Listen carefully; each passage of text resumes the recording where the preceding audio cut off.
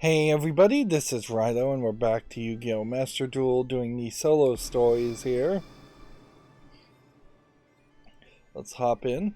So I did one of them and then it unlocked a secret thing and then I slept since then, so yeah, I have like 11 hours to potentially consider spending 2,000 or 1,000 gems to purchase these mermaid cards. But yeah, I don't think that there's really a great reason to particularly pick that secret pack when there might be better secret packs. Meanwhile, there's still just a ton of these solo modes left to do, so the right move is to move from the Tribe of the Abyssal Waters to Dark Dead Vengeance, and unless we unlock something more, there's room for several more of these. So let's hop into this. The horror began when the city was shrouded in darkness. The Vendread, or race that increased in number as they attacked the living.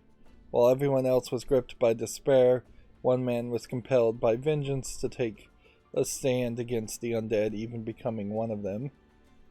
So this feels very much like it's a superhero story, and yeah, it definitely seems like compared to the last solo mode, there's considerably more story going on here.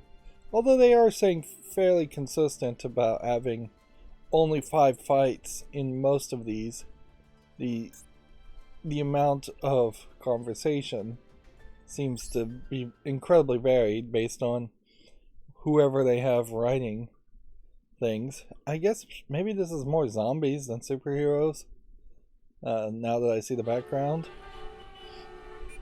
Within the concrete jungle of the high-rise building, the people hustled and bustled among the sleepless city nights. However, that was a long time ago. The darkness that shrouded the sky above turned the world into one that would never see morning again. And with the darkness came monsters that threatened the peace of the city, the Vendreads. The Vendreads started as corpses and that crawled out of their graves, except for their bodies had transformed into something grotesque. Now, what's interesting about this is there really hasn't been a lot of horrific imagery in Yu-Gi-Oh cards that I've seen. I think there's probably a willingness from particularly the original creator of Yu-Gi-Oh to show gore and horror to some extent. The Japanese are very reticent, very cautious about not showing gore, and a lot of times in games get rated higher in the age rating if they show gore. But it basically has to be human mutilation of a corpse. If it turns into a zombie, they're much more lenient. I can't think of there being anything in the original Yu-Gi-Oh! Anime series with a lot of gore. There was some spooky stuff, but that was always kind of cartoony, spooky stuff. Not trying to get towards anything that would even start to feel realistic. But I wouldn't be surprised if eventually it got darker as they ran out of ideas. I can't help but have a feeling that either these are backstories that were written as they were developing new expansions for cards, or these are brand new backstories that are being written by just random people, possibly even interns. And that's why they're so incredibly varied and different. Without a single shred of their memories from their past life or any will of their own, they would wander the streets at night and attack any living human or animal in their path, guided only by their instinct. No firearm, tank, or any sort of modern weaponry could defeat these creatures. That is an interesting thought, certainly, when you get into ghouls and zombies. It's important also to point out that before the movie Night of the Living Dead, the phrase zombie didn't even exist, and in that movie they actually don't even use the phrase zombies. The original Night of the Living Dead movie called them ghouls and had them coming about and becoming ghouls not because of a virus or some weird magical force. They are being infected by aliens or a comet that is coming close to the Earth. So a very different perspective. But yeah, when you think about zombies, particularly in video games, they tend not to be strong in any way, and they tend to be very easy to kill. So the idea of having what you would probably call Oni in Japanese, as just like Japanese demons, although there's probably a more accurate term I am not familiar with. The idea that they couldn't be defeated by modern weapons, guns, tanks, is interesting. That would create a very different kind of zombie-like tale. What's worse, anyone or anything that was unfortunate enough to become the victim of the Vendread would become one themselves. The Vendread threat was like that, like a match thrown into a forest, spreading fear like an uncontrollable blaze. As the undead continued to rapidly multiply, those remaining of flesh and blood scrambled fruitlessly for a solution. Here we can see animals being turned into Vendread too. The Vendread horde was soon made their way to the hastily built wall that served as the sole line of defense for the living. So tanks can't stop them, but walls can, I guess, keep them out. Among them was a young man who had also lost his life to the undead. He was no different than the other Vendreads wandering the same shrouded city with the same mindlessness. But as luck would have it, one day the young man continued to drift about mindlessly. He came across a young woman who had been carried off by the Vendreads. Interesting something here. His mind had already long faded, or it should have, but as his eyes caught the locket that hung from the woman's neck, something stirred within him. Memories of his past life began to flood into his head in a great crashing wave. What's interesting here is we're not getting pictures of cards as much, but we're getting a lot more backgrounds. Of course, this doesn't add cards to the collection of cards that we're playing. I don't know if doing the anime thing where you don't show the eyes is necessary in this case, particularly since you're kind of telling that these are eyes. Like, why would you need to hide the identity of the former people unless we're going to do a flashback and see these people previously? And you have an interesting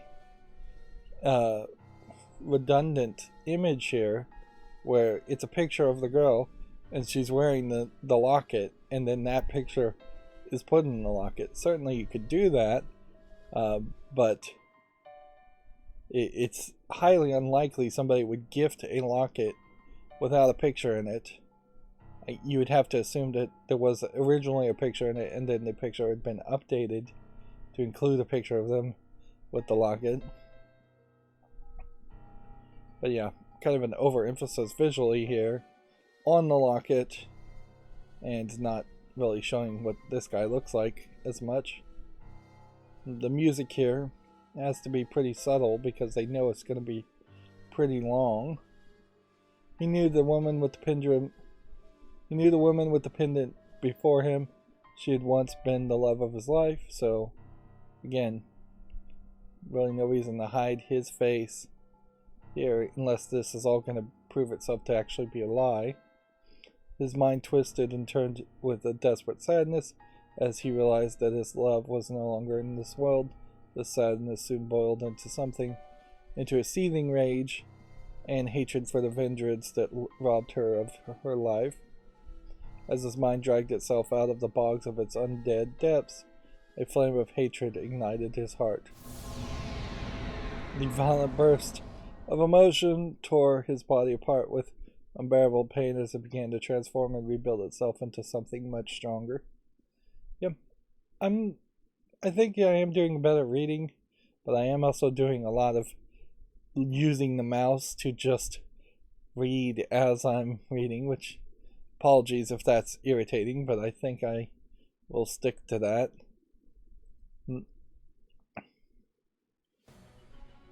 Now, at that point, that would have been a decent point in the story to break and have us actually play.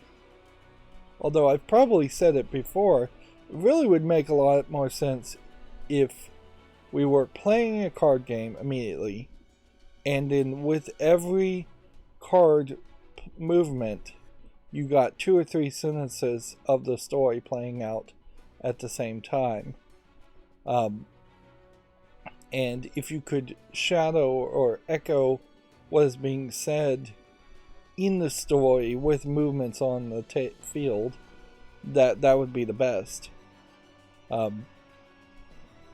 It kind of, at a certain point, if you had like a tarot card type mentality in the way that you were using the cards, so that there was always a hero character that would either be the representation of the characters you're talking about, or if you just had a generic hero character that would represent the hero of each story. And then, if you had other cards that would represent conflict or fighting.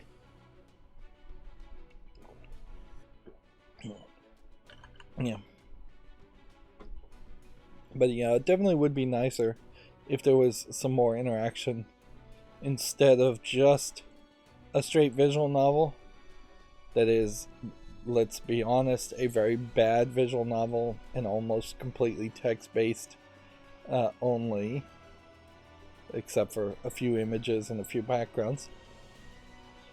When the transformation ended, the man steadied his uneven breath and stood up. He took the locket and hung it around his neck so he could keep the memory of his beloved close by.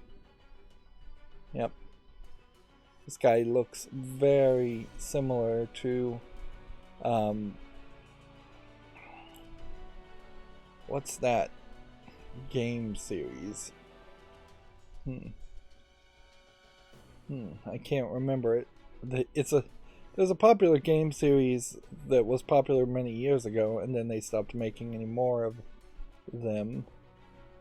And there was a vampire-like character that was the main protagonist of that series that was very similar to the looks of this character. But I guess I can't remember the name of it. Then he spoke into the silent night.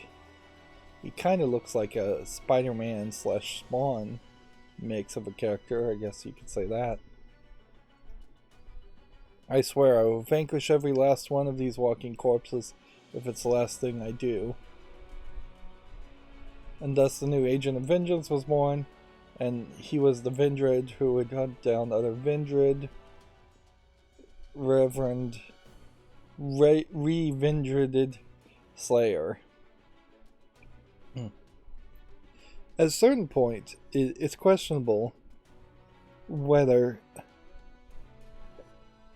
it's natural to try and stop a zombie apocalypse like this. Anyways, like, it may be unrecognizable as a society or as a humanity to humans, but if 99% of the Earth's population are just undead animals wandering around, then that's just the new dominant species on the planet.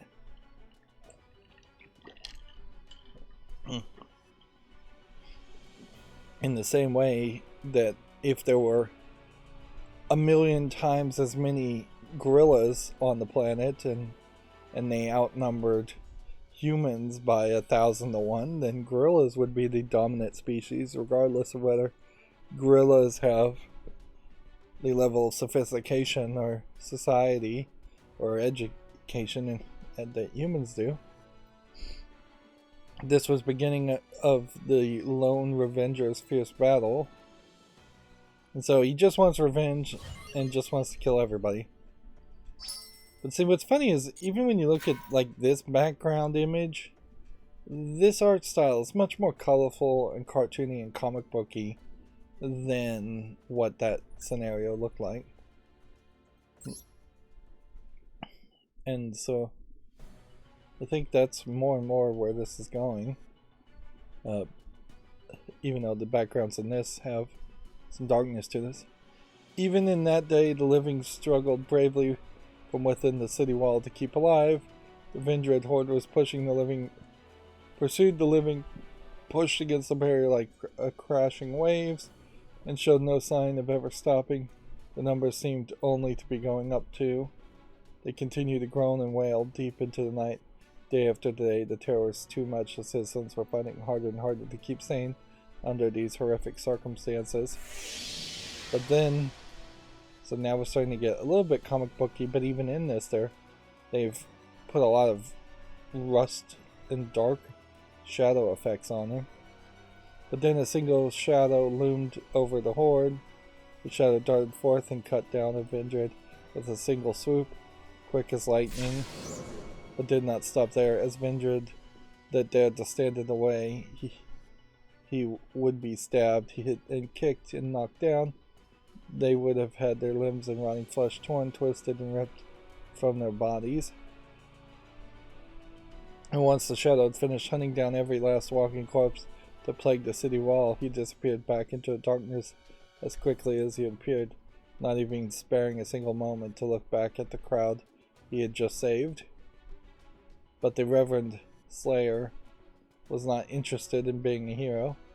And see, you get a little bit of color here when it's lit, but this effect over it really just puts a lot of stuff in shadow. The Reverend Slayer was not interested in being a hero. All he wanted was revenge, and he would not stop at anything to destroy any Vindred that entered his line of sight. But regardless of his intentions, the fact that he had swooped onto the scene like a bolt from the blue and defeated all the Vindreds, to the survivors he was a single ray of hope. Word of the mysterious undead hunter began to spread quickly through the city. As the night continued, he too continued his battles. However, the Vindreds weren't going to stand for being hunted down so mercilessly. With the carnage, the undead began to change. Up until now, the humans and animals that turned into Vindreds had stayed about the same physical size as when they had passed. Now it seems like they're merging into a giant monstrosity. This was one of the main reasons the survivors had been able to keep the horde back with just their average human strength. However, now the Vindreds were being pursued by a relentless executioner in the form of the Reverend Slayer. They began to feel threatened, and some of them even began to merge with each other to create a bigger Vindred. I really don't like how they always come up with a new gimmick word. It seems unnecessary. Just call them monsters. Just call them Oni. Just call them zombies. Call them ghouls. Ghouls would probably be the best word. Few words could describe how grotesque it looked, and the people began to name it after a certain multi-headed beast of legends. They called it the Vindred Chimera. The creature would threaten the safety of the people beyond the walls for many more nights. I guess that's unintended consequences of fighting him. It possessed the powers and strengths of numerous Vindreds, and even the Slayer was beginning to have trouble fighting it. Every time they battled, the Slayer would just manage to fight it off, but was never successful in completely silencing it. However, the more they fought, the more weaknesses were uncovered. The Slayer found that within the Chimera there lay a core that governed all of its actions. The Slayer charged at the core and threw all of his strength into it, destroying it. And finally, the Chimera crumbled into a pile of rotten flesh and bones. At first, it seemed that the Slayer's do-or-die attack had ended things once and for all with this agglomeration of animosity that was the Chimera, but the tragedy only further unfolded from here. That is quite a tongue twister here. Agglomeration of animosity. I do have to wonder, it's like, why even bother reading any of this? Like, I imagine you're gonna run into at least 50% of Yu-Gi-Oh! Players skipping through all of this dialogue just to get the reward and unlock the next step. They obviously know that's the case. They put a whole skip button here so that you could do that. I just have to really question how many people even really care about the backstory or would just rather jump into a card game.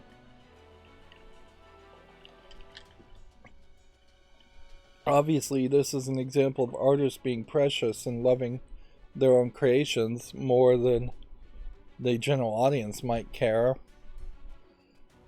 The clash of the undead would only escalate further and further into something beyond human comprehension. All the survivors could do was pray that one day the Vindred would be vanquished and dawn would break one more time over the city. Yeah, it is just way too much to have two scenarios back to back, and we're going to have two more scenarios back to back later.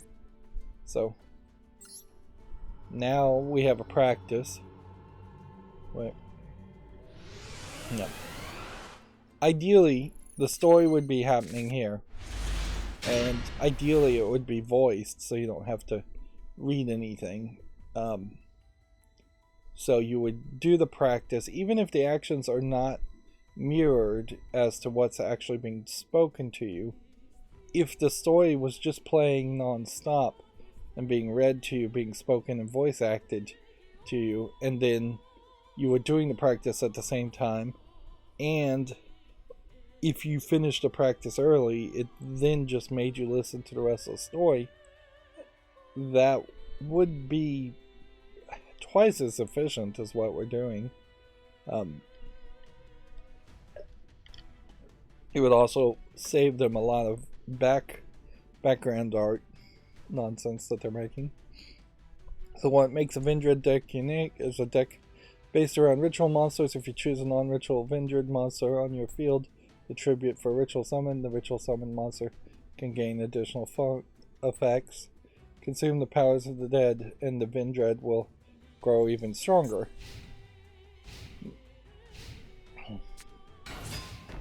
Yeah.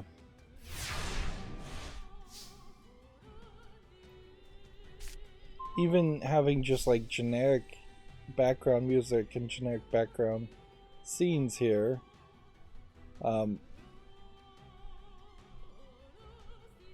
is fairly redundant because I've played so much of Yu-Gi-Oh! Master Duel at this point. I've seen this background and heard this music way too much. If a Vindred monster, such as Vindred Hoardhound, is distributed from the field to ritual summon, the ritual summon monster gains a special effect. The attack of the opponent's monster is 0, but be careful of the card set in the opponent's spell and trap zone. Deal with them by using a ritual monster that gain the effect of Vindred Hound Horde. Try summoning Vindred Hound Horde. It's basically explaining what it's going to do first.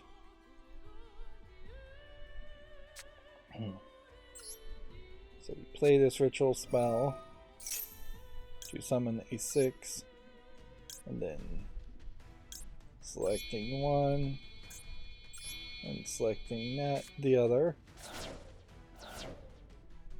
setting this face up.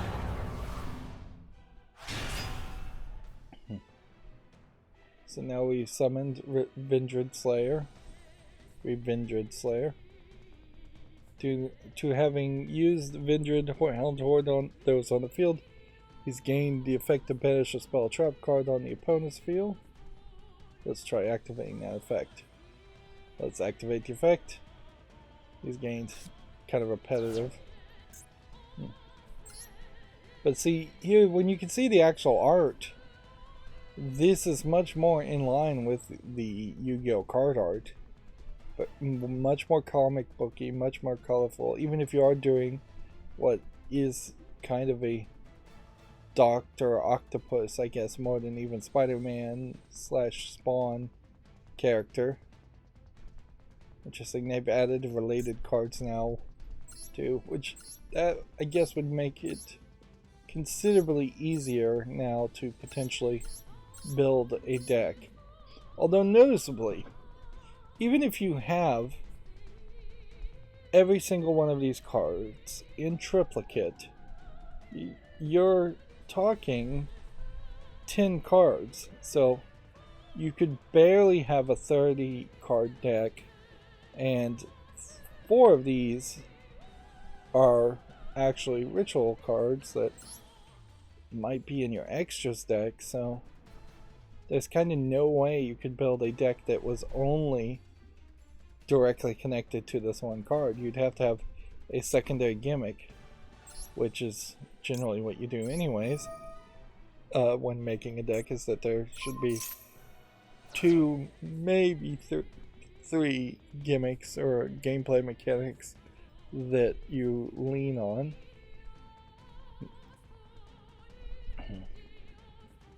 So move to the battle section. You don't really have to even really pay attention to half of these instructions because it just visually tells you.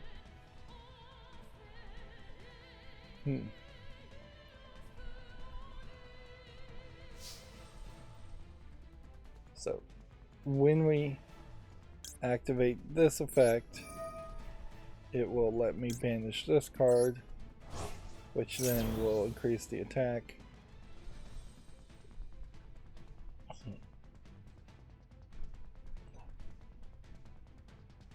If you're in a situation where you can activate this effect, actively engage in battle with your opponent's monsters.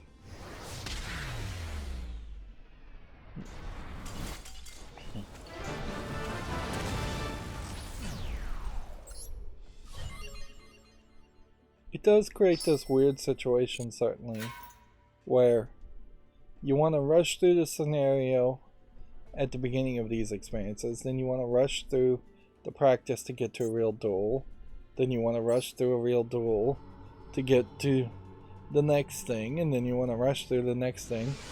And we've been looking at this for 30 minutes already. So inherently you're putting in a lot of extra time for, I don't feel like, the best of reasons.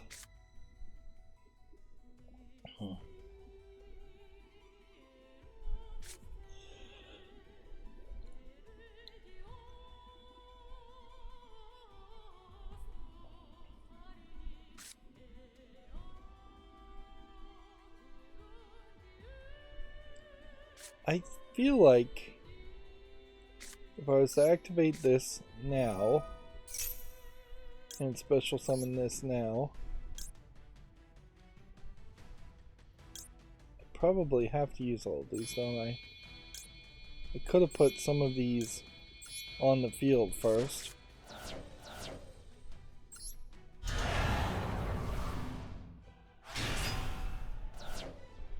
Right. So those were low star cards.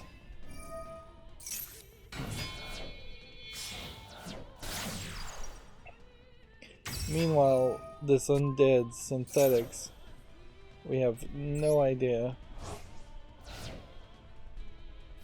what cards they're playing. But that practice, I suppose, told us one thing, pretty much, which is to banish cards.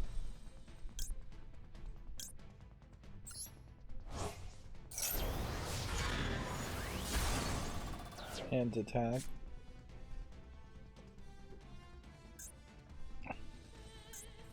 So, yeah, we want to banish these other two cards in the next two attacks, then activate this to unbanish them, just so we can banish more things. I think the general idea.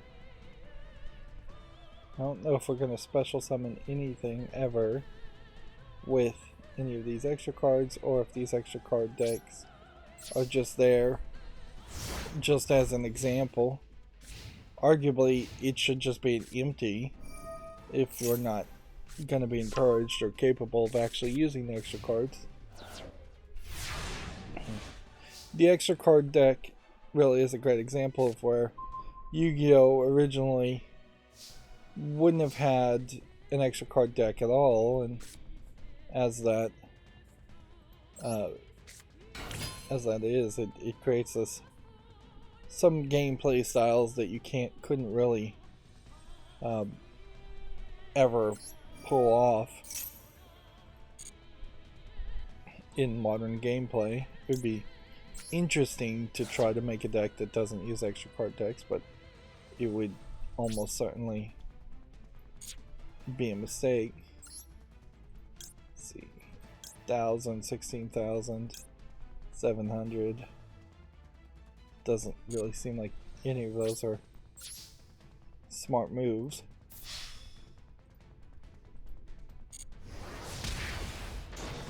And I guess you don't get to banish cards unless you actually attack somebody.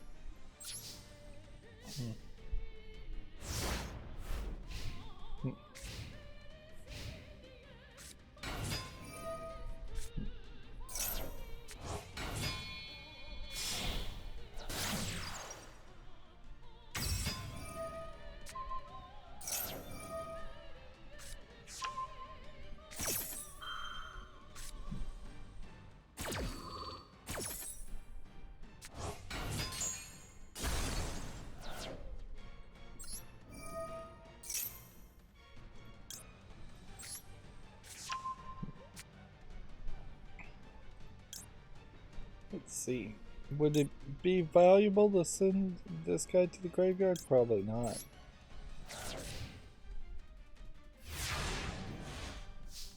Well, actually, I guess if I had sent the Revendread Slayer into the graveyard,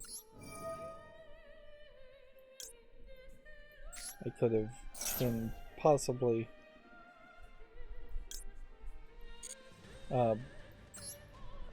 brought him back to the hand.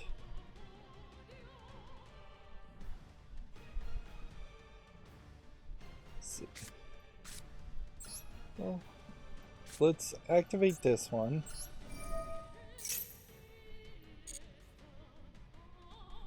Let's toss one of these. Let's activate this and see what this does. I'm trying to win in this turn.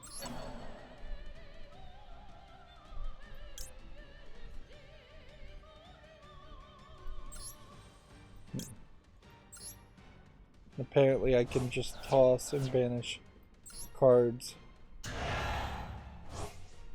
from the graveyard to ritual summon it from the graveyard.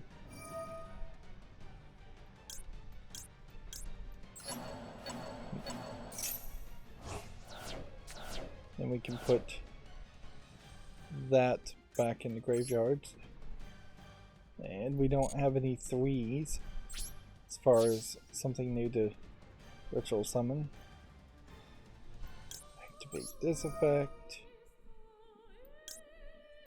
Banish that.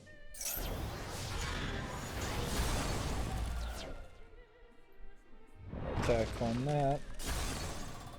And we didn't quite win.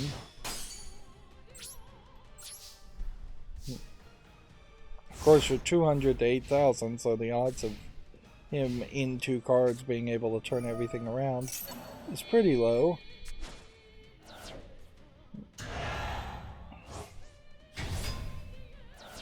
But it does seem like the strategy on this game is and in this duel is pretty simplistic. One thought in that you're playing the Revandred Slayer and you're supporting the Revandred Slayer. Meanwhile, he's playing the Vindred Chimera to change things up a little bit.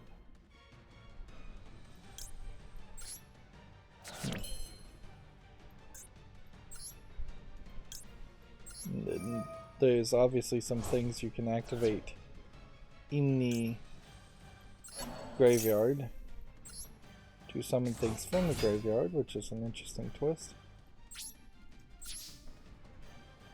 Attack here, activate this effect.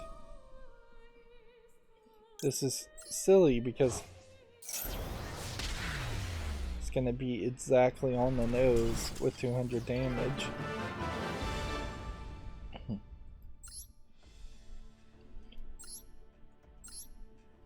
And yeah, that duel again just kind of feels like it was pretty slow to have very little revealed. And then we're getting probably an older card from the Yu-Gi-Oh series that they're trying to imply is connected. If anything, this probably explains where this expansion came from, is that they had a random card drawn by a random animator in the first couple of generations of Yu-Gi-Oh, and then they wanted to expand that into its own little series, which it's not a terrible thought that they would work that way and say, hey, we've got a lot of random pictures of random creatures, let's try to make some logic around to why we have these random characters and what alternate universe or what storyline would they possibly exist from. In the Yu-Gi-Oh anime, it is kind of implied that everybody is just insanely obsessed with Yu-Gi-Oh to the point where I could see every story writer, every comic book creator, every animator having to be employed by the creators of Yu-Gi-Oh to make Yu-Gi-Oh cards and tell their story in that format, since that's the only format that people would be interested in. It's probably not too far off from what the Marvel and DC comic book universes are, in the sense that if you want to tell a comic book story and you want it printed by Marvel and DC, you'll probably have to in some way connect it to the overall Justice League, Batman type comic book worlds. The storyline continues. After a long and bitter struggle, Revindred Slayer would finally destroy the Vindred Chimera threat. No one could predict that this defeat would only bring more dreadful threats. One day, the Slayer felt a menacing presence like never before, overflowing with an unabating grudge. He immediately headed toward it, determined to find its source. He saw that the wall had been broken through, even though it held up well against the Chimera threat. The wall and scavenged armored vehicles that were taking the brunt of the attacks were destroyed, and the countless people were found slain. The Vindred horde had a different leader now. It was much larger than the Chimera had been, and was clad in heavy armor. Enveloping it was a thick and ominous aura of resentment. So yeah, you have just a giant Oni type demon character. It was the Vindred Battle Lord that had been born from the grudges of all the Vindreds that the Slayer had defeated. This is a very Japanese idea, certainly, that ill intent or grudges create demons and evil creatures. And so just like negative energy in itself can create a demon, instead of it being something more scientific like a virus creating zombies, or something more set in stone like a devil creating demons.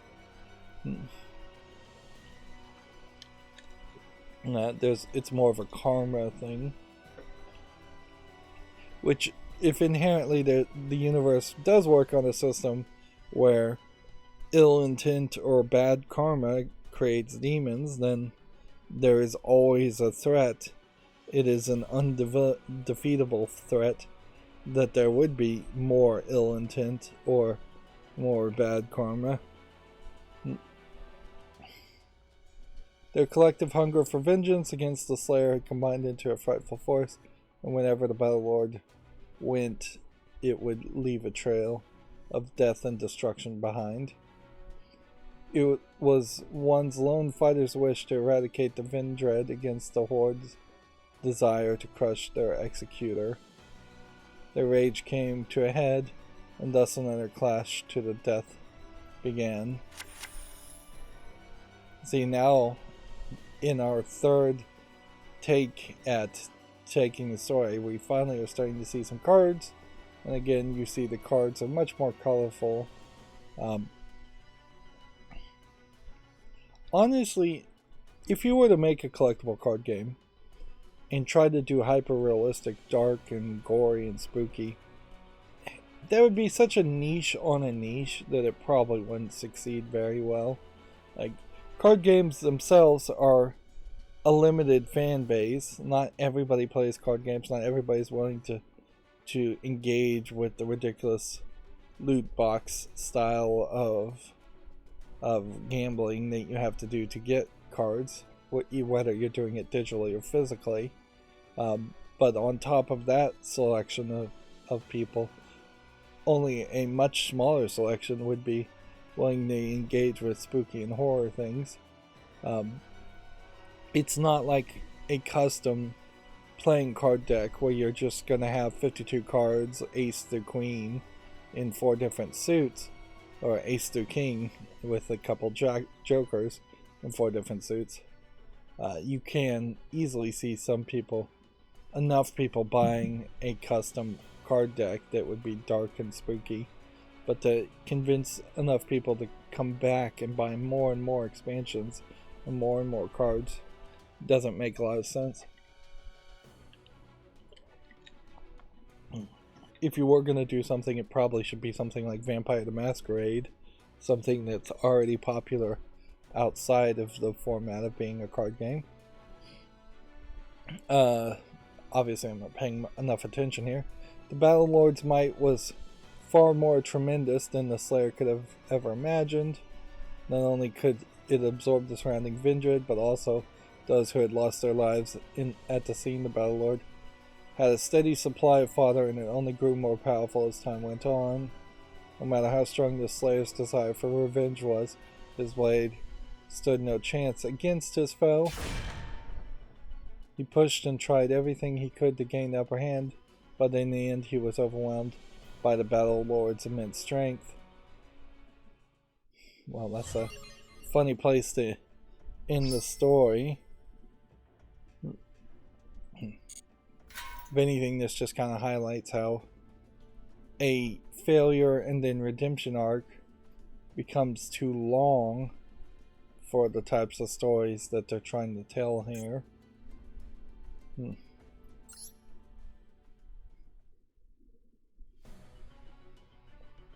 Revendread Slayer lay limp on the ground, wounded and battered like he was a rag doll that had been flung aside. I don't even visually have a great idea of what I'm looking at here. It looks like the Battle Lord's core opened up and is swallowing and grabbing Vendread Slayer, but you're really only seeing his legs. This is just poor framing in my opinion. Should be a little bit more zoomed out, or way more zoomed out if it would have worked too. Vendread Battle Lord picked up the small hunter in its enormous hand. Just as is done with other Vendreads that had fallen victims, it reached in its other hand toward the Slayer's chest to absorb his power. So, yep. Now you zoom out and see the other part, but by splitting the image and scrolling up and down, it is a difficult visual read of what you're supposed to be looking at. And he's saying he's grabbing him by a single hand or two, and we see multiple hands grabbing him. The Slayer's consciousness was sinking into nothingness fast. But then a faint glitter of his locket caught his eye. That tiny gleam was enough to remind him of his mission was not over yet. With a conviction renewed, the flame in his heart lit up once more. No wound on his body could stop him now. Alright, so what are we looking at now? I cannot for the life of me figure out what I'm supposed to be seeing here. Okay, we have a leg here, an arm here. The Battle Lord is being punched. We've got energy ball in the other hand, and we've got flaming eyes and scarf here. As there's just a ton of stuff going on in this image as far as distractions, positive space, a lot of positive space, not a ton of negative space. Arguably, having this be red and orange stands out a little bit against the Demon Lord, or whatever his name was, by him just being gray and blue, but the background mixes way too much with the Demon Lord's appearance.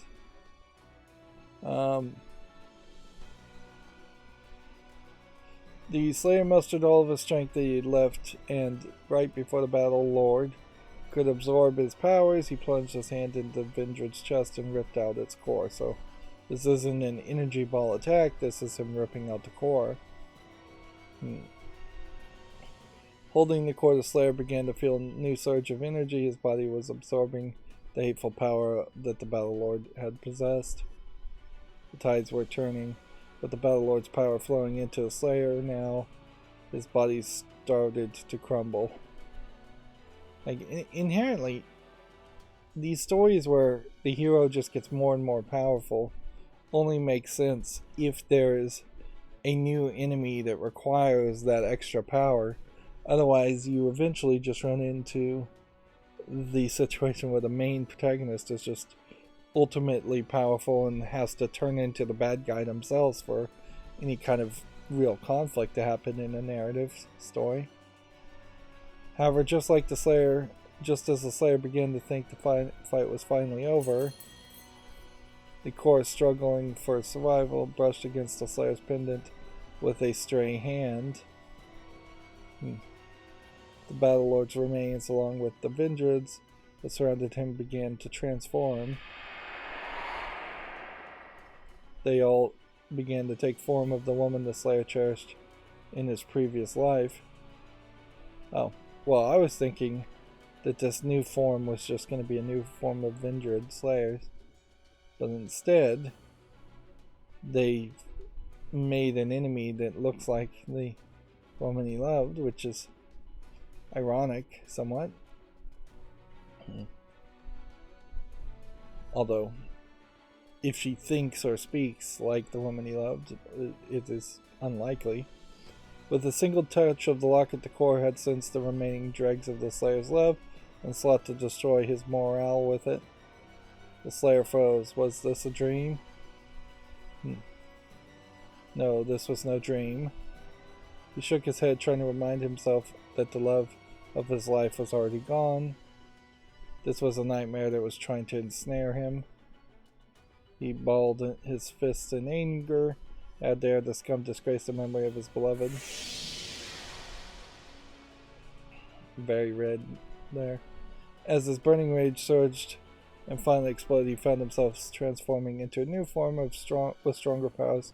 He became the Revendred Executioner.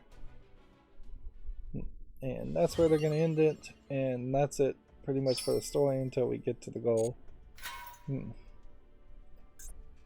It's a lot of dialogue. Just a lot.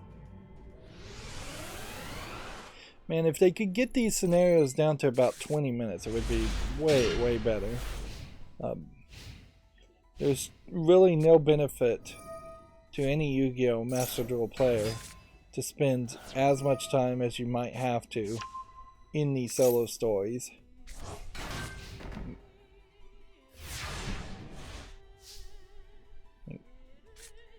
I suppose if it was a case that the networks went down or the servers went down, and the solo was supposed to be like the backup thing you could do if you didn't have an internet connection. That might make some sense, but it only makes sense if somebody's internet is just constantly going down. Discard one card and add a Vendread card. I guess what you want to do here is probably activate this. Discard this so that we could possibly do something else.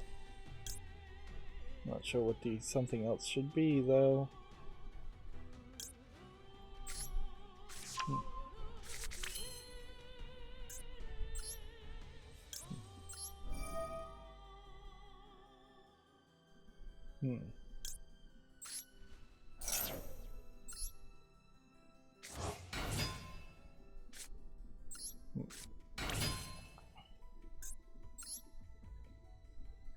Yeah, I doubt any of these are the right move, since there's been no emphasis on special summoning.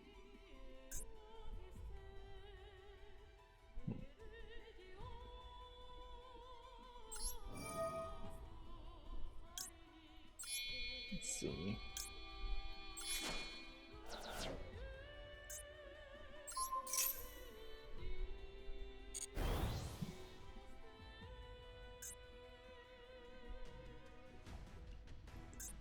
And see, doing that to raise your star level, I don't think did anything useful. And I can't really attack.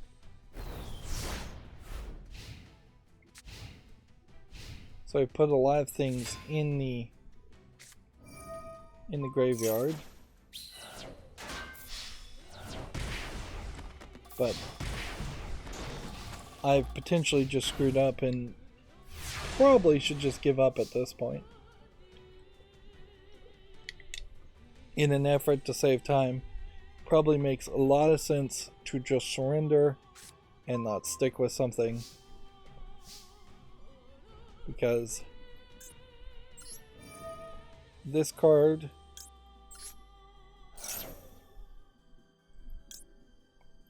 doesn't seem like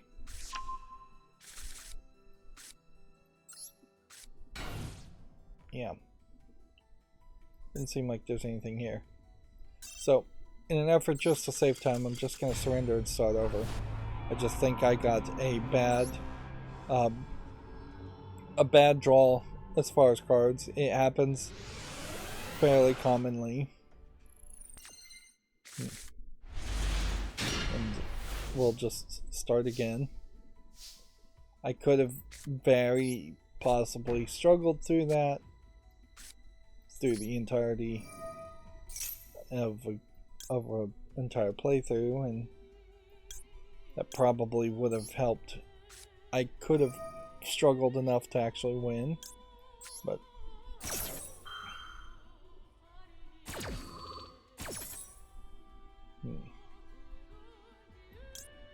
yeah, I'm better off just resetting.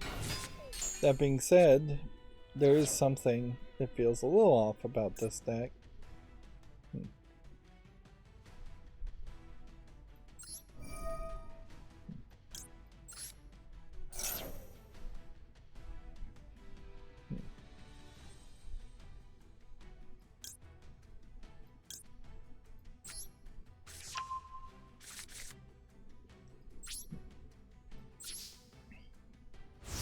Because even in this draw, we've done a lot.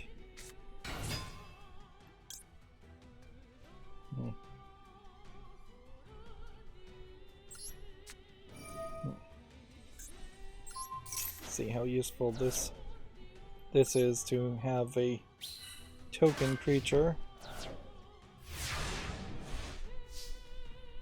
Well, if I had the ritual spell, probably be useful. So, play this spell to add this ritual spell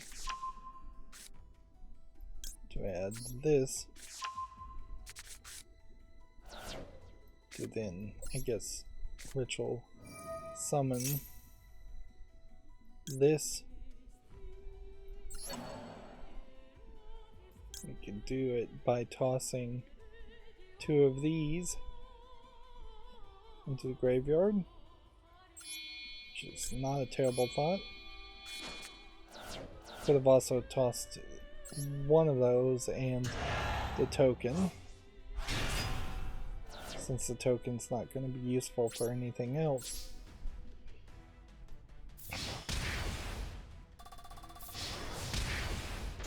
Yeah. There we go. So next turn probably will win.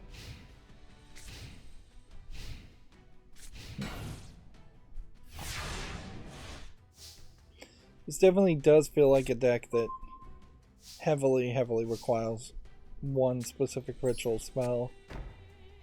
There was a deck I played that had a similar experience, but also had a lot of other stuff going on with it. So you weren't simply relying on one specific ritual spell alone, but generally I just don't feel like ritual summons do work as what you would actually be able to play in multiplayer. There's a very heavy amount of people playing cards that will counter spells or counter or yeah, mostly just counter spells and counter spells.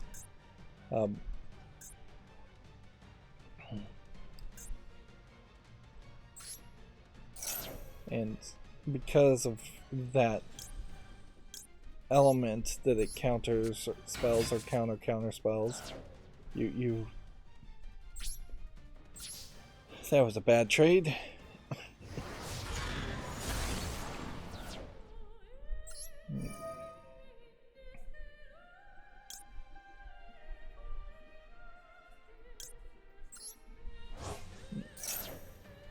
Yeah.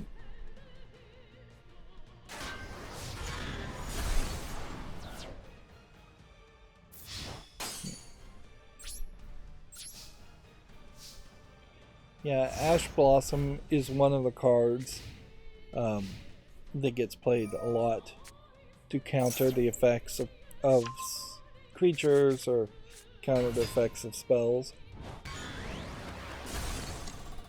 And if you have a deck that only succeeds because you ritually are summoning something and that ritual summon gets countered in any way, then your deck has no backup plan at all.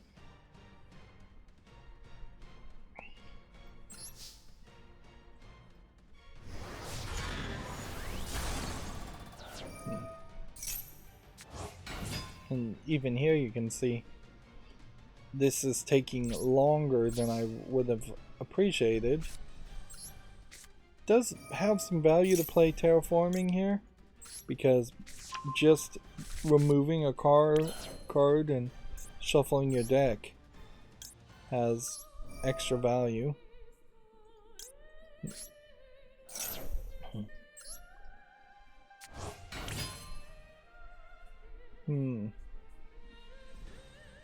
Bringing that back up in attack position was a mistake, obviously, but bringing it back in general is not the worst idea. But notice that having 3 field spells and then having terraforming to get a field spell and then having to have a card that synergizes around the idea of you already have a field spell, so now you've got to do something with that extra spell card is a very roundabout way to try and address a problem you created for yourself. And I may still straight up just lose here, because now we have nothing that's really available to potentially do 200 damage to. We need a 2500 character. And we'd have to win basically in the next turn. And we don't have any generic just do 200 damage of life points.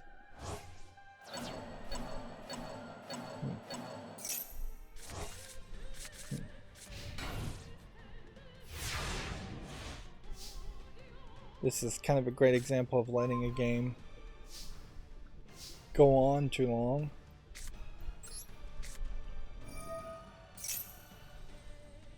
Alright, well, let's do a foolish burial here. Hope that that lets me summon this.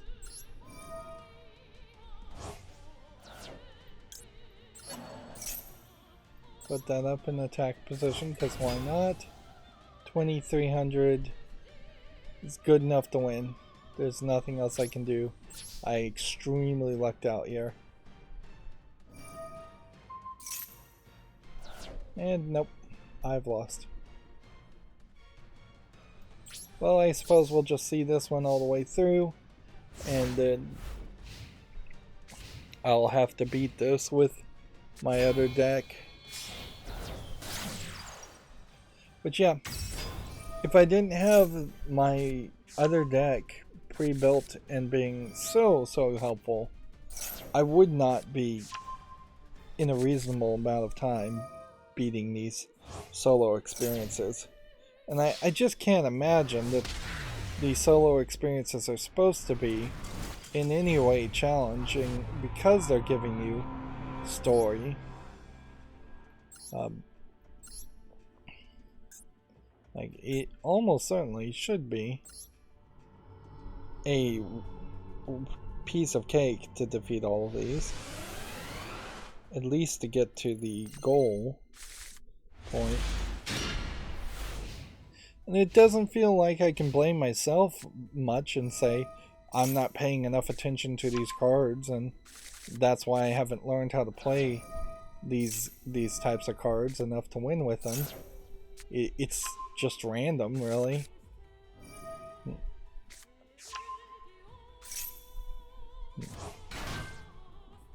Right.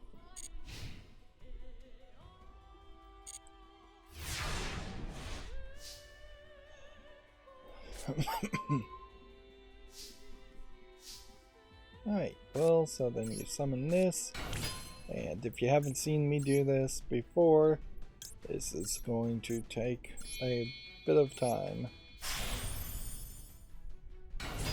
This won't let us do anything this time, so we'll move through these Zodiac cards as quickly as is possible.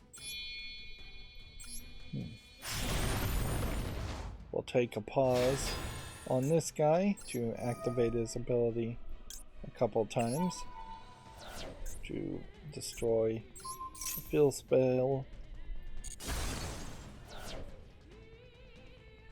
And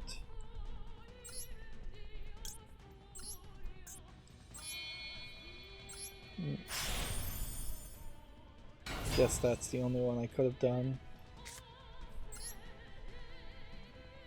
No, I'm not going to set that. I'm not going to activate this.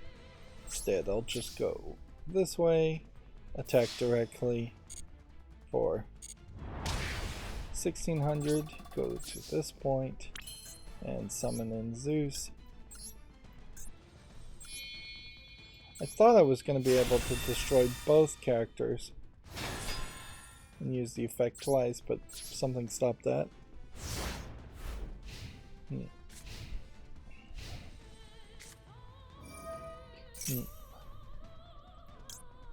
And now I'll just activate this and see if that counters everything.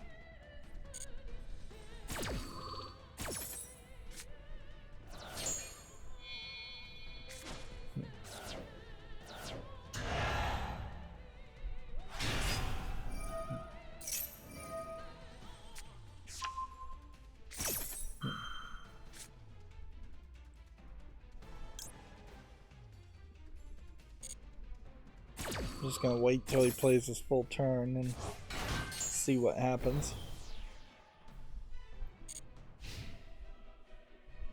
And now activate this and clear the field the second time.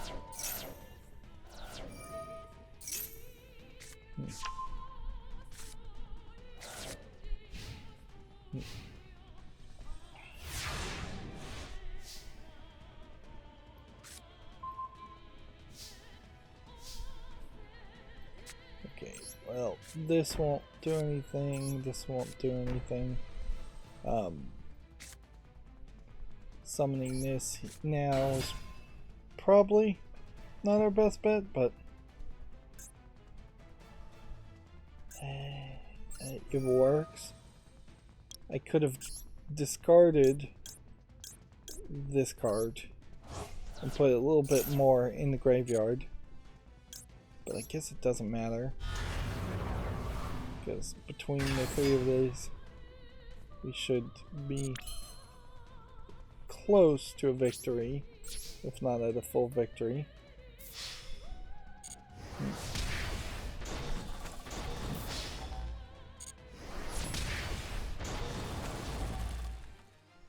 $200 short.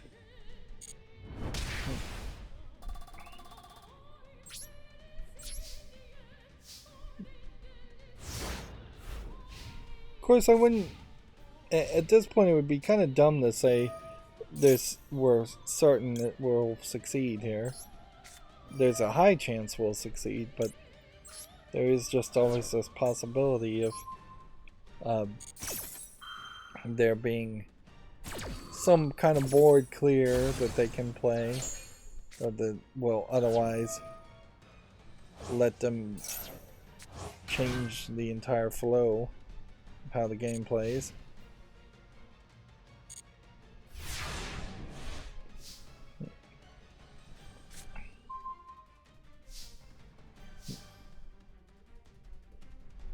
Do I want to do anything more? Probably wouldn't hurt to summon one more thing on the field.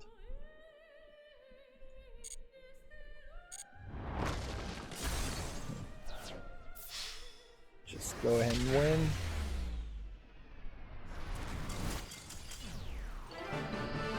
It definitely feels really hard to maintain momentum at these later spots. In particular, when you're an hour and 10 minutes or so into doing a solo mode and there's just more to be done. So let's see what this loner deck looks like. There's going to obviously be a high level game. We'll play one game and then we'll see the rest of the story, and then that'll be it for this episode. And they are very consistently now taking up enough time per story mode that going through 2 in a row no longer makes sense. Now, you could very possibly be a little concerned that the fact that it's taking relatively twice as long to go through a story mode may mean that you're getting worse at playing Yu-Gi-Oh! I suspect that's not really what's going on. I'm gonna summon this to then have it on the field to summon this.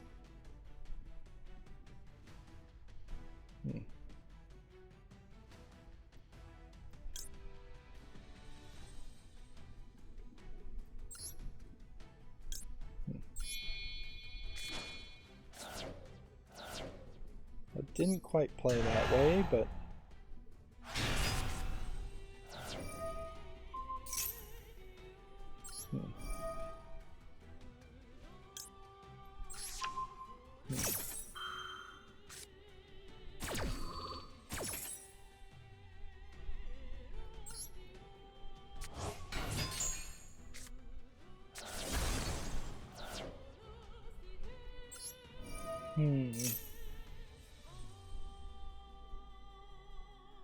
seems like I screwed something up there. by activating an effect I shouldn't have activated. But whatever.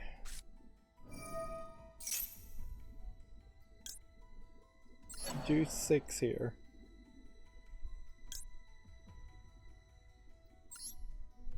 And then 2 here. Or 3 here.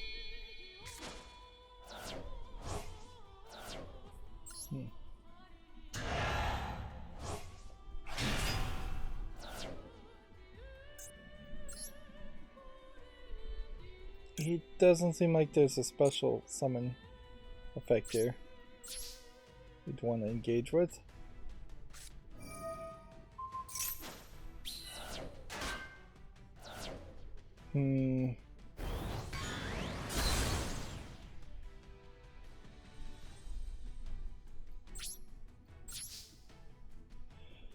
Let's see. Well, 2's gotta be better than 1. Let's pick either this one or this one. I'll take this and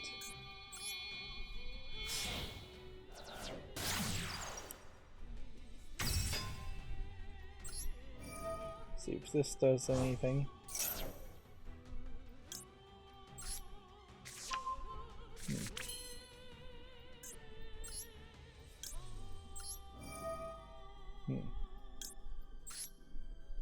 Seems definitely like you're just doing a lot of stuff.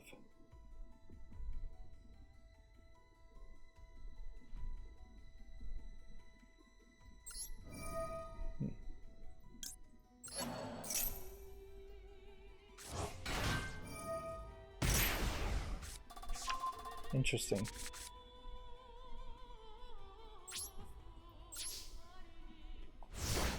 So we've done a lot of things, but I don't even know if this card, this Vampire Sucker, is supposed to be a main focus. And then visually, this Wee Witch's Apprentice card does not seem to really play any visual connection. Like, yeah, we're playing a lot of vampire cards, both on both sides. And this is where it really starts to fall down, is because you have just these cards like Nightmare Unicorn that just don't feel like they mean anything.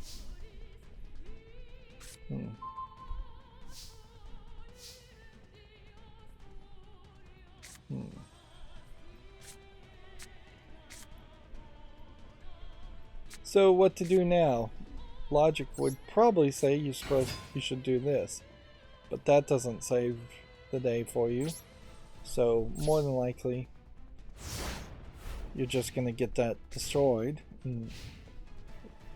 More logically, I guess you should just put something in defense position.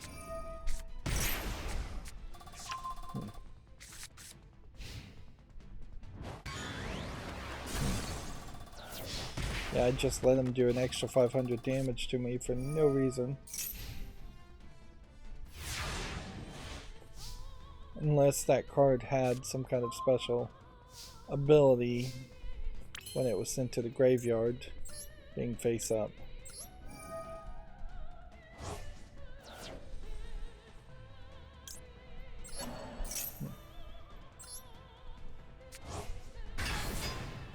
Oh, that one's back. Interesting.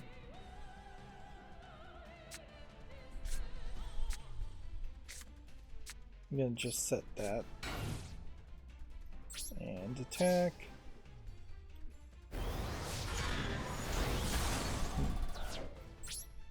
And then the turn. I may win here, but am I really learning anything new? Probably not. I'm getting little gleams of knowledge at best while playing. Things that I very possibly will completely forget about in the next day or two.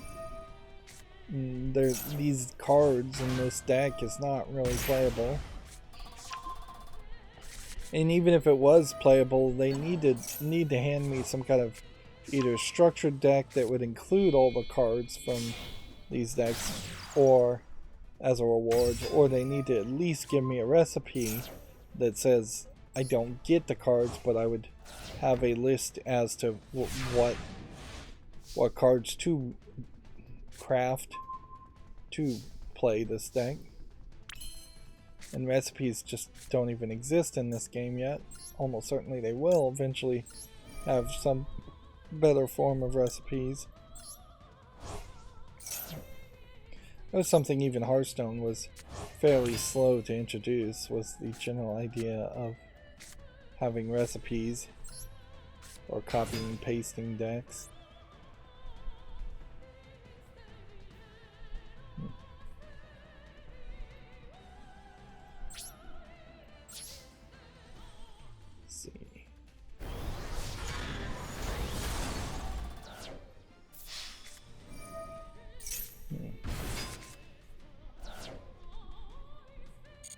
Let's see, okay. I don't think I can do anything more. Could do Nightmare with 2+ monsters, or I could do a 1600. It's probably smarter just to do this.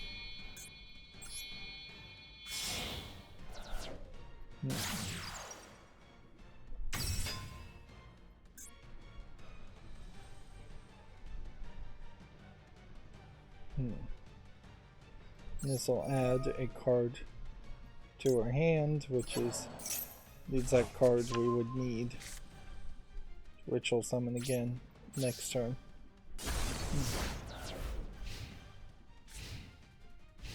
So we should win next turn with any luck.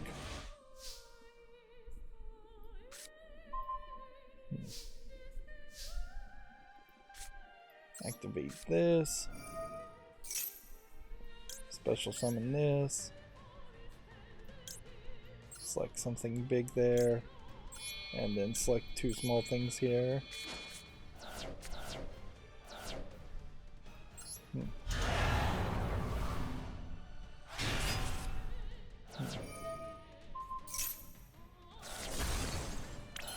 And that immediately screwed something else up.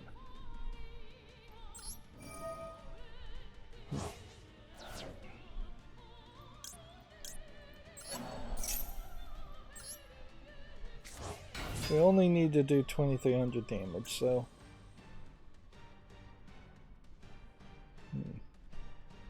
could add another banished card to our hand to get the ritual, I guess, again.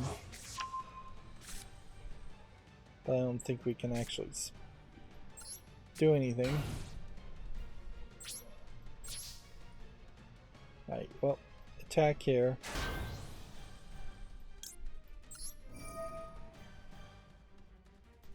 Send something to the graveyard.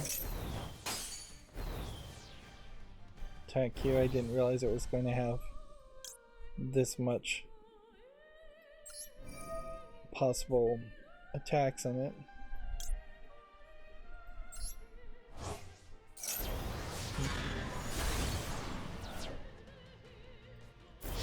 So he was able to stay alive for one more turn. Arguably, all of these battles should be like 4,000 attack battles in a duel instead of 8,000. I understand the commitment here that they want to stick to 8,000, even though in the past it has been there have been versions of Yu-Gi-Oh where you had only 4,000 or 2,000 life points, but I could see it being cut in half for story duels in particular. And when we're doing practice duels, they change the life points a bunch anyways. Perhaps at the beginning of each of those events, it should start at 8,000, and there should be an animation that brings it down to a certain amount. Just so you visually pay attention to how much life points each character has in the practice move, practice things. Ooh, I am really losing energy and enthusiasm though. Like, I wanted to do 3 or 4 of these episodes, but I think, honestly, I probably need to just move on to playing a different game. Like, it is too exhausting for its own good. Right.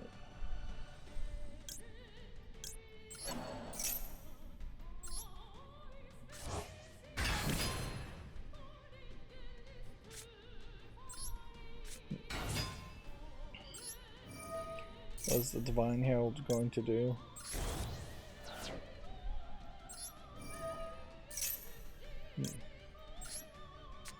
Ah, it gets you another ritual card. I'm just gonna hope to win here.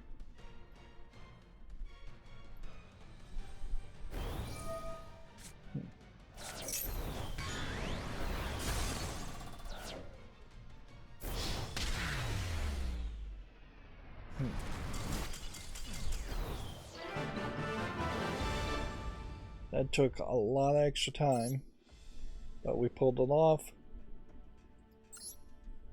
And inherently, it's not really worth it to try to show this off on screen using my Zodiac Tri-Brigade deck. That's something I can do easily, just like a guaranteed victory. Same as the case here, same as the case, well, not so much the same case here. This will take a little bit more effort and time. So let's wrap up the story, which, how can this story really wrap up? He's gonna destroy a bunch of the ghoul monsters and then probably have to continuously fight more ghoul monsters for all of eternity. Or he succeeds and then gets the hero's victory of just a death, a rest in death. Fueled only by his scorching hatred, Revandred Executioner swooped through the horde and cut down the false figures of his beloved, one after another. He had been fighting his foe for days, and that could no longer be counted. All alone, the altar absorbing, and after absorbing Vandred Battlelord, his grudge only grew bigger with his Vandred powers. It was barely being kept in balance with his human heart. His mind and body had long been pushed past their limits. It was already a miracle that he was able to exist with both life and death in one vessel. It didn't matter anymore if what remained of his humanity faded, or if his body fell apart. Nothing could stop him now. All he had on his mind was to fight and fight and fight. He threw everything he had into that single desire. I'm still not reading half of this correctly. Then, at long last, the Vindred horde moved no more. The battle had finally come to a close.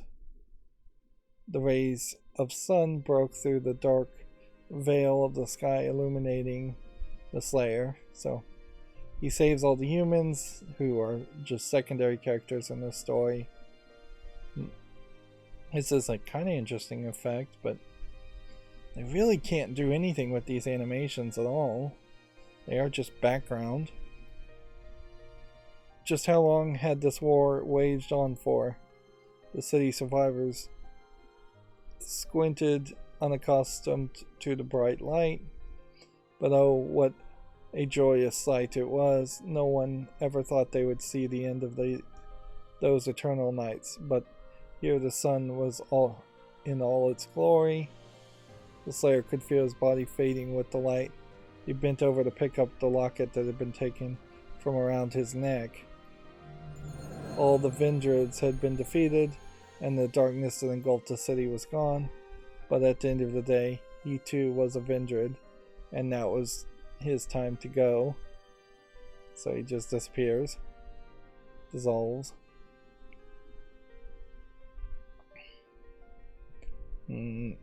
We basically go full circle.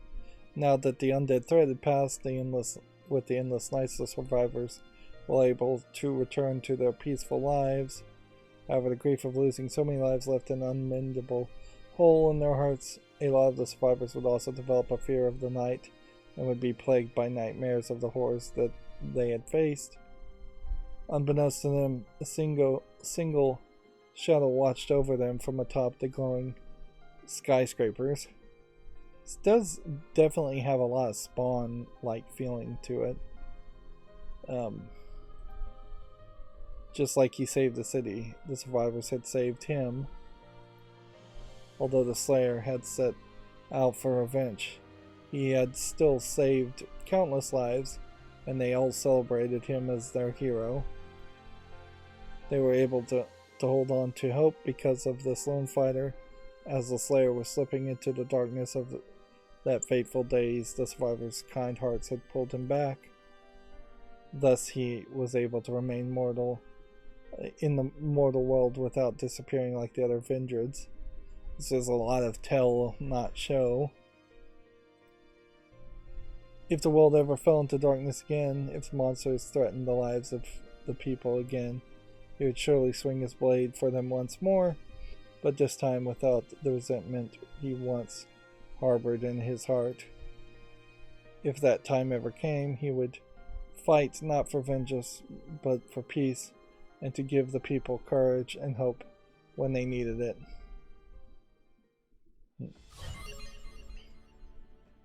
Yeah, not particularly the most satisfactory way to wrap up a story, but was there really a satisfactory way to wrap up a story around this? I would say probably not. And then that unlocks this secret pack, which I think I've probably already gotten most of these cards, so it really wouldn't be a good candidate. Noticeably, I really don't have a ton of the normal cards, which might make it a little bit better of a candidate to buy a card pack with. But the fact that I have 3 copies of this probably means it's not a great candidate in that way. Not at the moment.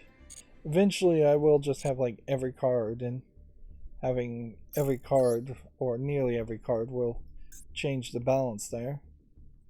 But it almost certainly would make a lot more sense to go with this expansion and get these mermaid cards than it would to go with the other. Although arguably, maybe I'm best off not doing either. But we want to end this episode on something, don't we? And we only have a certain amount of time left, so sure, let's do a 10 pack here.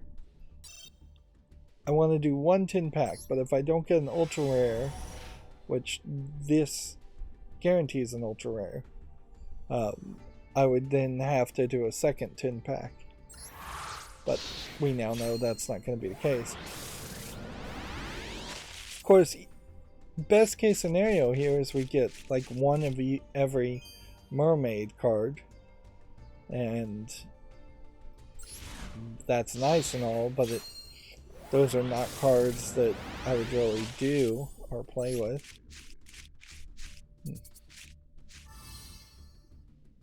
The idea of getting shinies or foils really has been just thrown out the window with Yu-Gi-Oh! Too. Is they just don't happen frequently enough that you would ever really care to have a full deck made of shiny versions. And there's no crafting ability to turn a regular card into a foil version of a card or a shiny version of a card. I think they're just foil versions is what they're called. And see, we have a new ultra rare here, but it's not inside the selection group, so this is just a ultra rare card, which it's nice to get ultra rare cards certainly, but that's going to almost certainly unlock another secret pack to have to consider purchasing cards from. And anytime we see a new card, whether it's on the left or the right, that's great. But again, this very possibly is opening up another secret pack. Like, ideally, you would want 10 to 100,000 gems in your bank, but oddly, the game only lets you get up to about 10,000 before it rolls over into a secondary bank. So that they're not even really encouraging whale players who would just spend hundreds of dollars to actually spend hundreds and hundreds of dollars a month on this game.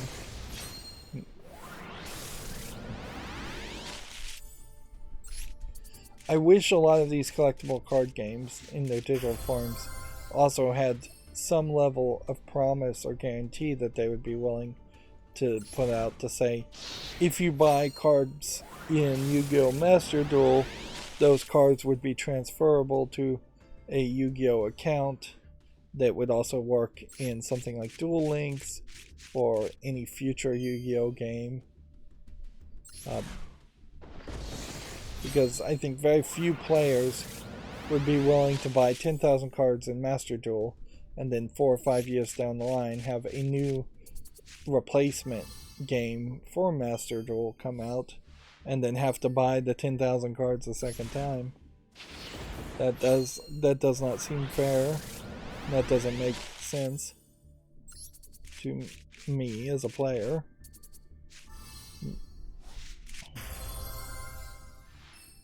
I guess inherently there's a lot of talk right now around artificial intelligence generating art slash, if you listen to most artists, stealing artist art and basically infringing on a copyright of artists. But if they get past all the legality and ethics of artificial intelligence art, you could easily make a collectible card game where all the images and all the art is prompted, or at least starts a little bit from artificial intelligence art, and then you have a artist doing touch-up work and the slight adjustments. Yu-Gi-Oh! Would be a prime example of that, because every single image here is not visually that consistent in the first place. It doesn't feel like there's just one artist who drew each of these characters.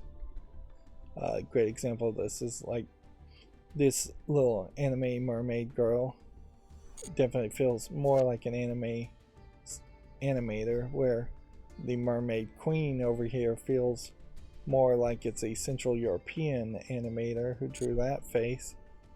And then almost certainly there's a different animator that made the 3D model of the environment, and very possibly a different animator that made the turtle creature.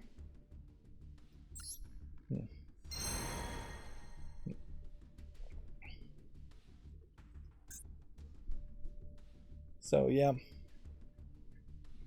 by pulling the trigger and opening 10 packs, I've unlocked several new secret packs.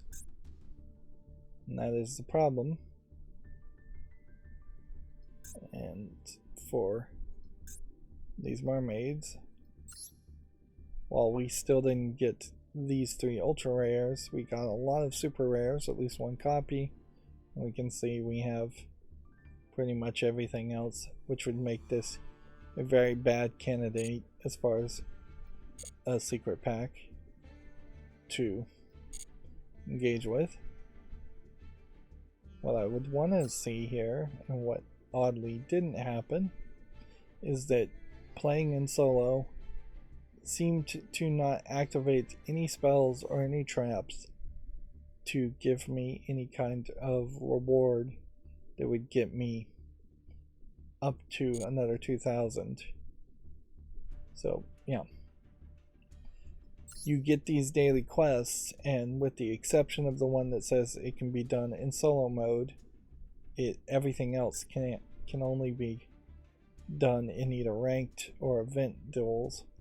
It can't be done in free play mode.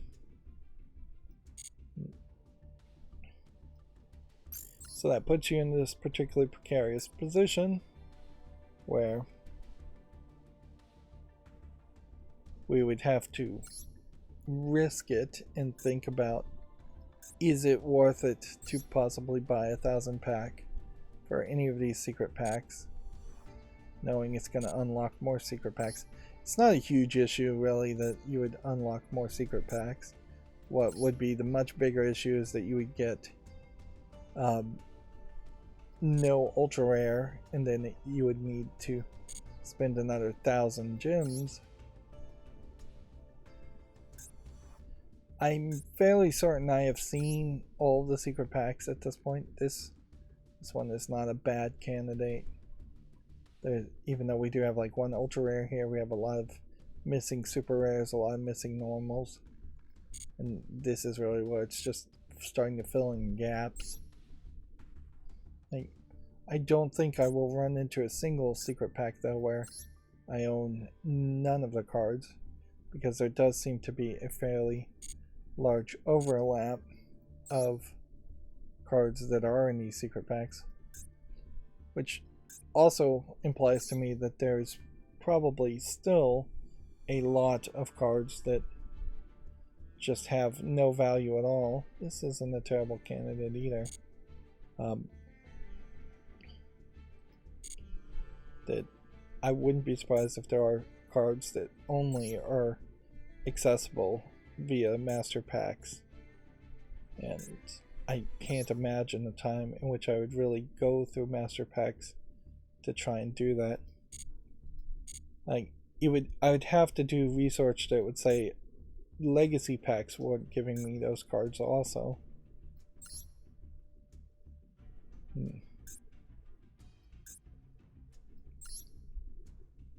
Yeah, this is a really bad candidate.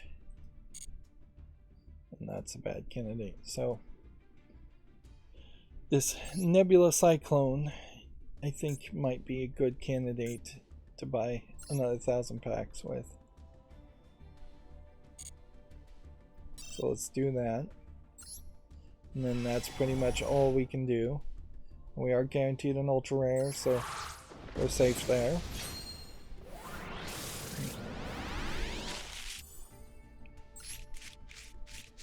The problem though is, as you're going through the solo story mode stuff, it is fairly obvious that the cards you're playing with are not cards that you would really want to play with to be competitive. And personally, I'm not becoming obsessed with any of these specific expansions enough that I would want to play with them just for some fun.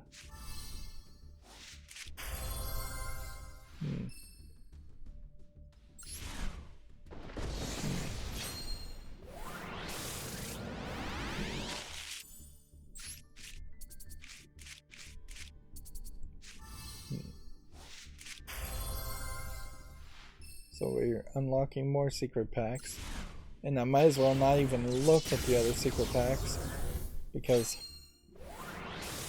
I can't afford them.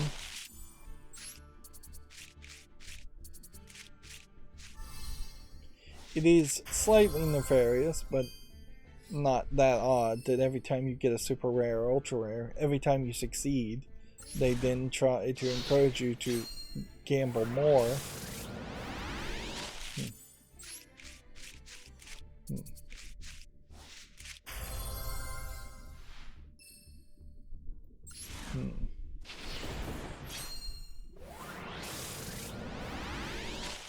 But they really don't even do a great job of doubling down.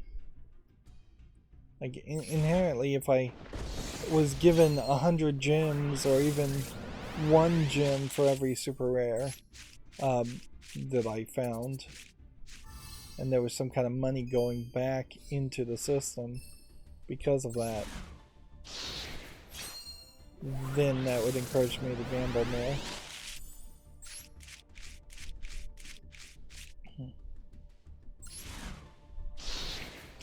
You often hear about how video game companies have figured out the science behind gambling addiction and convincing players to spend more, and that they've got all kinds of tricks and gimmicks to it. And then you look at a game like this and it's just like, that doesn't seem to really be the case. Like, this has been, Yu-Gi-Oh has not motivated me to spend any money in it at all. By far much worse than any other game that has any kind of monetization in it. And they haven't really even added features where you could come from it from an opposite direction and say they've worked hard on the game and that they've added a bunch of features, thus it makes sense to support the developers. It just doesn't have that feeling either. If I did have 1,000 gems, this would be a great candidate for a secret pack to open.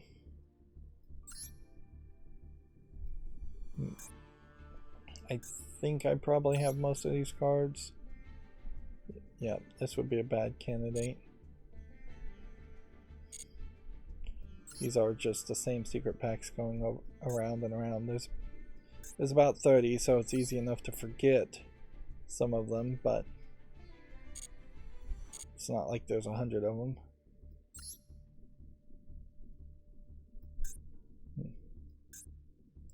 At any point they could add one more, although I think they'd be pretty slow to do that.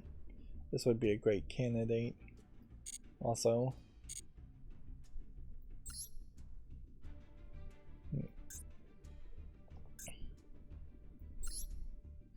This one is the perfect candidate here. I own exactly 0 of any of these cards. Nope, I clicked the wrong thing.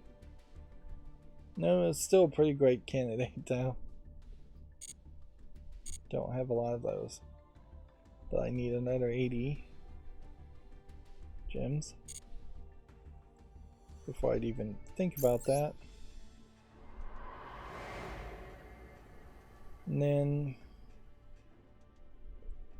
Legend of Starry Dragon, Dream Domination, and Delightful Dwellers of Darkness are all things I'm just going to have to deal with later. There is not a good reason to continue down the path of doing these solo stories until I have more crystals. We are very much at a point where there's far too many stories, and because of that, these are going to just get squashed down smaller and smaller until they think of a better system. There needs to be some kind of better organization, whether it's going to just be a season or a series of stories. Meanwhile, while they're adding these single player stories, they still really have a lot that they could add in the actual game to encourage people to actually play. Like, I am inherently always forced to play ranked and do whatever event happens to be happening, and I almost always am not very happy with the event that's happening and it dragging my attention away from ranked, nor am I very happy with ranked because I'm constantly having to play the wrong deck or the deck I wouldn't like to play just because it has a higher win ratio. At no point am I ever really interested in doing team battle or duel rooms. Casual matches are fine, but then you can't do daily quests while doing a casual match. There is no other way to play Yu-Gi-Oh! Whereas ideally, really good collectible card games would have fan-made variants of what the experience is, like Magic the Gathering's cubes or Commander play style, or just draft play styles, all slightly different things. We opened a bunch of cards there. And when we dismantle all the extras, we get 170 extra crafting points for normals, 120 for rares, and a pathetic 10 for super rares and ultra rares, which highlights that there still is just a ton of cards to get. Anyways, that's going to be it for this recording. As always, I ask you to like, share, subscribe, comment, and watch every second of my videos. If you want a friend to follow me on any social media sites, there's a whole bunch of links down below. And if you want to support me further, there's a link to Patreon, or you can friend me on Steam and get to make a game off my wish list. Thank you for watching. Have a good evening.